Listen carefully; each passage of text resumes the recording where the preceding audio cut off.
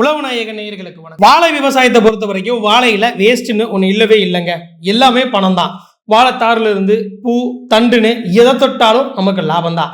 இதுக்கு நாம செய்ய வேண்டியதெல்லாம் என்னன்னு பாத்தீங்கன்னா, சரியான நேரத்துல உரம் கொடுக்கணும், சரியான முறையில தண்ணி பாய்ச்சணும், அவ்வளவுதாங்க.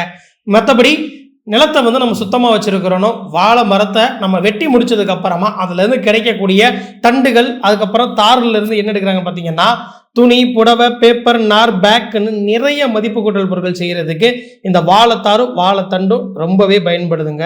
இந்த மாதிரி மதிப்பு கூட்டல் செய்யறது மூலமா விவசாயத்துல நாம வாழையில வரக்கூடிய வருமானம் மட்டும் இல்லாம நமக்கு இன்னொரு அடிப்படைக்கு ஒரு வருமானத்துக்கும் இது வழிவகுத்து கொடுக்குதுங்க. பழம் மட்டும் வித்த காலமெல்லாம் முடிஞ்சு போச்சு. இப்போ வாழை முழுக்க முழுக்க நல்ல வருமானம் தரக்கூடிய காலத்துக்கு வந்துருச்சு. இந்த வாழையை நீங்க சரியான முறையில் விவசாயம் செஞ்சு சரியா பயன்படுத்திங்கன்னா போதும், கண்டிப்பா உங்களால நல்ல ஒரு வருமானத்தை ஏர்ன் பண்ண முடியும். இது மாதிரி விவசாயம் சார்ந்த தகவல்களை தெரிஞ்சுக்கிற நம்ம உழவு நாயகனை ஃபாலோ பண்ணி